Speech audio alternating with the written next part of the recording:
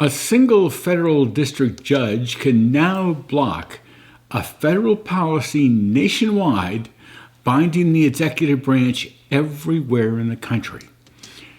This remedial power is not expressly granted in the Constitution, nor by statute.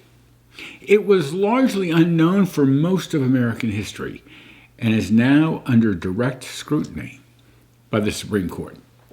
A nationwide injunction, sometimes called a universal injunction, is a court order issued by a federal trial court that prohibits the government from enforcing a law or executive action against anyone, not just the plaintiffs in the court.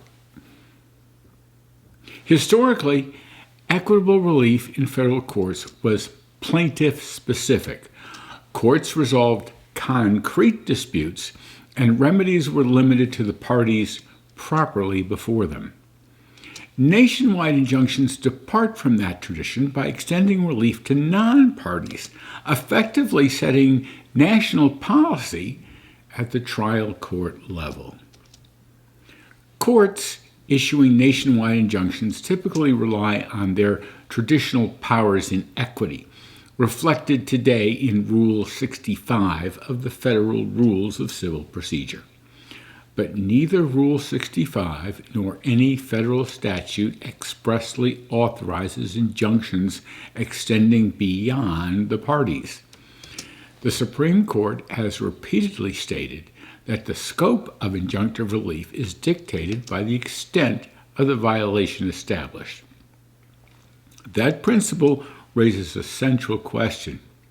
If the violation is shown only as to the plaintiffs, how can relief extend to those who were never before in the court? Nationwide injunctions are not associated with any single political ideology or administration.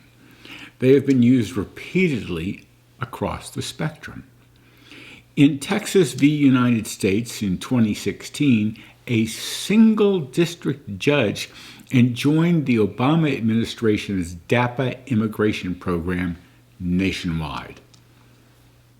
In Trump v. Hawaii in 2018, lower courts issued nationwide injunctions blocking the travel ban prior to Supreme Court review.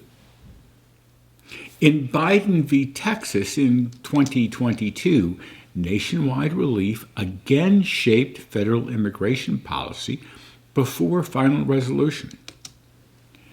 Similar injunctions have affected environmental regulations, healthcare mandates, and labor rules under both parties. The unifying feature is not the policy involved, it's the scope of the remedy. While the court has often resolved the underlying merits in these disputes, it has repeatedly expressed concern about the remedy itself. In Trump v. Hawaii, Justice Thomas warned that nationwide injunctions appear to be inconsistent with long-standing limits on equitable relief. Other justices have echoed related concerns. That nationwide injunctions short-circuit the appellate process, encourage forum shopping, and allow individual trial judges to exercise outsized influence over national policy. These objections are structural, not ideological. The court has suggested that Rule 23 class actions may provide a constitutionally sound alternative. A class-wide injunction differs in critical ways. First, the court has jurisdiction over every member of the certified class. Second, Rule 23 imposes procedural safeguards, commonality, typicality, adequacy of representation, and notice.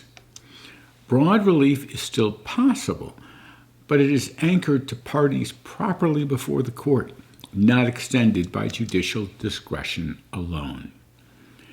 The pending birthright citizenship litigation, Trump v. Casa, places the nationwide injunction issue squarely before the court, not primarily as a question of citizenship, but as a question of remedial authority.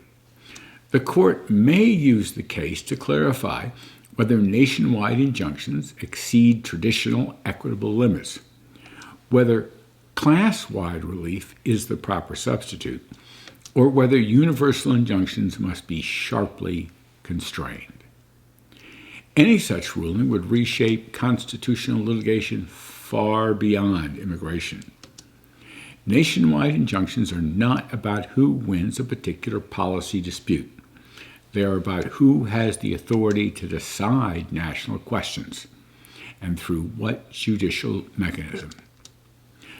That remedial question may prove more consequential than any single constitutional ruling.